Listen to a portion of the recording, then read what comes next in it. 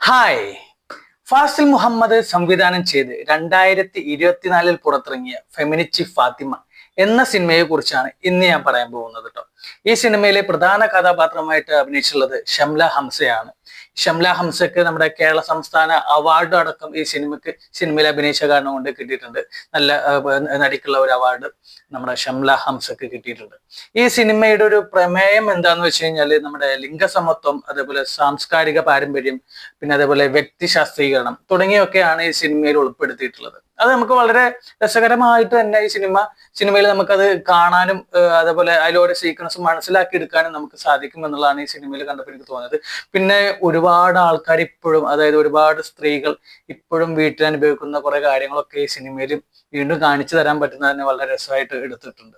ഇതിലെ കഥ അതുപോലെ തന്നെയാണ്. അതായത് ഫാത്തിമ ഒരു കുടുംബസ്ഥയാണ്, അതായത് ഭർത്താവ് അതേപോലെ 3 മക്കളൊക്കെ ആയിട്ട് ഒരു കുടുംബത്തിൽ ജീവിക്കുന്ന ഒരു വ്യക്തിയാണ്. പക്ഷെ അതായത് ഇവൾക്കൊരു കാര്യം ചെയ്യാൻ വിചാരിച്ചു കഴിഞ്ഞാൽ അതിനെ എതിർക്കുന്ന ഒരു ഭർത്താവ്. അതായത് ഞാനാണ് ഇവിടെ എല്ലാ കാര്യങ്ങളും ഭരിക്കുന്നത്, എന്റെ ഭരണങ്ങൾക്ക് ശേഷം നീ സംസാരിച്ചാൽ മതി എന്ന് പറയുന്ന രീതിയിലുള്ള, അതായത് പെണ്ണ് എപ്പോഴും പുറകിൽ നിന്നാൽ മതി, മുന്നോട്ട് നിൽക്കരുത് എന്നുള്ള രീതിയിലുള്ള ഒരു ഭർത്താവാണ് നമ്മുടെ ഈ ഫാത്തിമയുടെ ഹസ്ബൻഡ്.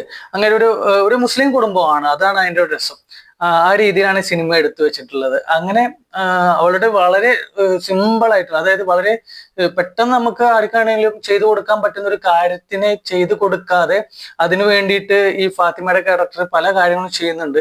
അപ്പൊ അതൊക്കെ ഈ ഫാത്തിമയുടെ ഭർത്താവിന്റെ ക്യാരക്ടർ റിജക്ട് ചെയ്യണം. അതായത് അവൾക്ക് ഒരു കട്ടിൽ കിടക്കാൻ നല്ലൊരു ബെഡ് ആവശ്യം വരുന്ന സമയത്ത് എന്താ പറയാ, ഇവള് ഭർത്താവിനോട് ചോദിക്കുന്നുണ്ട് ഒരു ബെഡ് മേടിച്ചു തരാൻ പറ്റുമെന്നുള്ളത്. അപ്പോ നിനക്ക് എന്തിനാ വേറൊരു ബെഡ്, ഓൾറെഡി ഒരു ബെഡ് ഉണ്ടല്ലോ എന്നൊക്കെ പറയുന്നുണ്ട്. പിന്നെ ആ ബെഡിന്റെ കുറച്ച് സീനുകളൊക്കെ കാണിക്കുന്നുണ്ട്. ആ ബെഡില് ഫാത്തിമക്ക് 3 മക്കളുണ്ട്, അതിലൊരു മോൻ മൂത്രം ഒഴിക്കുന്നുണ്ട്. അതിനുശേഷം അത് ഉണക്കാൻ വേണ്ടി വെക്കുമ്പോൾ നായ വന്ന് മൂത്രയിക്കുന്നു. അത് കാരണം ഒരു വീടിന്റെ അകത്തോട്ട് കയറ്റാൻ പറ്റുന്നില്ല.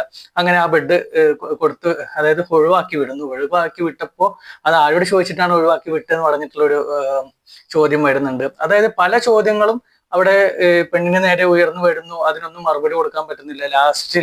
അതായത് ലാസ്റ്റ് എന്ന് പറയാൻ പറ്റില്ല, അതിലിടക്ക് വീണ്ടും കുറെ കാര്യങ്ങളുണ്ട്. അതായത് വേറൊരു വീട്ടിൽ നിന്ന് ഇതേപോലെ ഒരു ബെഡ് കൊടുക്കാന്ന് പറഞ്ഞിട്ട് ആ ബെഡ് എടുത്തു കൊണ്ടുവരുന്നു. ആ ബെഡിൽ ഒരുപാട് ആൾക്കാർ മേടിച്ചിട്ടില്ല എന്ന് പറഞ്ഞിട്ട് ആ ബെഡ് റിജക്ട് ചെയ്യേണ്ട ഒരു അവസ്ഥ വരുന്നു. അതുപോലെ കാശ് കൊടുത്തിട്ട് ഒരു ബെഡ് മേടിക്കാന്ന് പറഞ്ഞപ്പോൾ അതും പോലും സമ്മതിക്കാതെ അതിനെ റിജക്ട് ചെയ്യുന്ന ഒരു കഥാപാത്രമാണ് ഫാത്തിമയുടെ ഹസ്ബൻഡിന്റെ കഥാപാത്രം. അതും നല്ല രസമായിട്ട് ചെയ്തിട്ടുണ്ട്. അദ്ദേഹം ആണെങ്കിലും നല്ല രസമായിട്ട്, അതായത് ഇതിൽ അഭിനയിച്ച എല്ലാവരും ശരിക്കും നമുക്ക് ഒരു നമ്മളെ കൺമുന്നിൽ കാണുന്ന ആൾക്കാരുടെ ഒരു ക്യാരക്ടറായിട്ട് തന്നെയാണ് എനിക്ക് സിനിമ കണ്ടപ്പോൾ തോന്നിയത് കേട്ടോ. പലരും ഇങ്ങനെ ഇയാളുടെ ക്യാരക്ടർ നമ്മൾ കണ്ടിട്ടുണ്ടല്ലോ, അല്ലെങ്കിൽ ഇതുപോലൊരു താത്തയുടെ ക്യാരക്ടർ, അല്ലെങ്കിൽ ഇതുപോലെ സ്ത്രീയുടെ ക്യാരക്ടർ നമ്മൾ ഇതുവരെ കണ്ടിട്ടുണ്ടല്ലോ എന്നൊക്കെ നമ്മൾ ആലോചിക്കുന്ന ഒരു കൂട്ടത്തിലൂടെയാണ് സിനിമയും പോകുന്നത്. അതായത് ഒരു പച്ചയായിട്ടുള്ള ഒരു സിനിമ, വളരെ സിമ്പിൾ ആണ്. പക്ഷെ അത് പറയുന്ന കാര്യങ്ങളൊക്കെ നമ്മൾ പലയിടത്തും കണ്ടിട്ടുള്ള, പലരും ഇപ്പോഴും അനുഭവിച്ചുകൊണ്ടിരിക്കുന്ന കാര്യങ്ങളൊക്കെ തന്നെയാണ് ആ സിനിമയിൽ എടുത്തിട്ടുള്ളത്. പിന്നീട് അവൾക്ക് മനസ്സിലാവുന്നുണ്ട്, ഇനിയിപ്പോ ഞാൻ തന്നെ മുൻകൂറായിട്ട് എടുത്താലാണ് എൻ്റെ പല കാര്യങ്ങളും നടക്കത്തുള്ളൂ. അങ്ങനെ വീട്ടു ജോലി എടുക്കുന്നു. അതുപോലെ കുറി എന്നുള്ള കാര്യങ്ങളൊക്കെ സ്റ്റാർട്ട് ചെയ്യുന്നു. അതിലൂടെ അവള് സ്വന്തമായിട്ട് കാശുണ്ടാക്കിയിട്ട് അവൾക്ക് കിടക്കാൻ വേണ്ടി ഒരു ബെഡ് വാങ്ങിക്കുന്നുണ്ട്.